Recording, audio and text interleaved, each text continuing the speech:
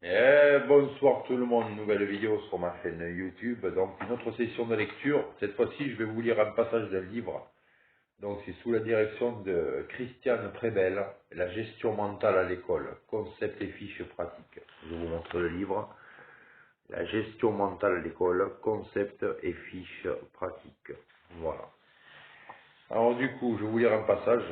Donc le cadre de la compréhension, l'espace et le temps. Nos évocations de compréhension se constituent dans le cadre espace-temps. Le mot cadre désigne le temps ou l'espace intérieur, c'est-à-dire temps mental ou espace mental.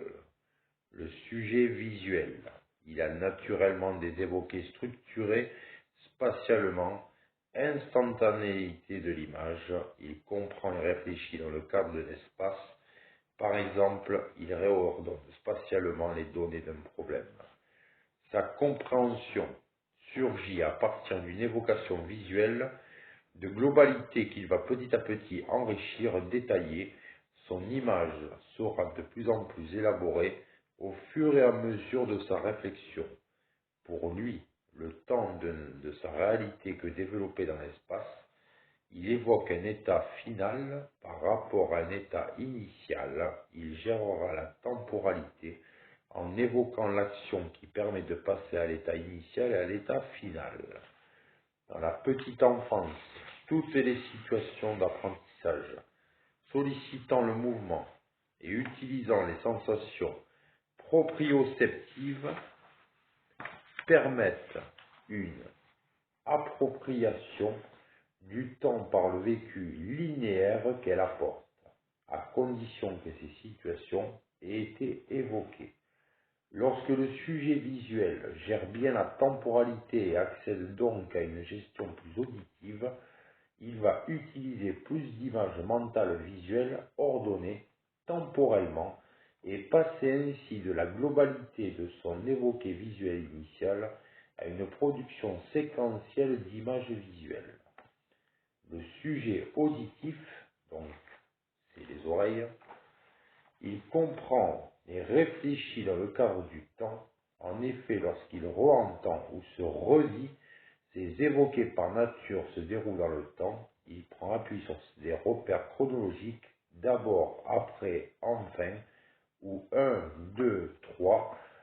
Ces évoqués sont ordonnés successivement. Sa compréhension va surgir à partir du déroulement temporel de ces évocations, et il a le sentiment de ce déroulement. Il évoque la durée de l'action qui permet de passer de l'état initial à l'état final. Il gérera la spatialité en découpant son temps mental linéaire en étapes successives. Cet enfant a besoin d'une chronologie dans le raisonnement et donc dans la présentation du message. Il est perturbé par des arrêts, par des digressions provoquées par d'autres élèves. Il est perdu et ne comprend plus. Il faut noter ici l'importance des évoqués kinesthésiques dans cette approche de la compréhension.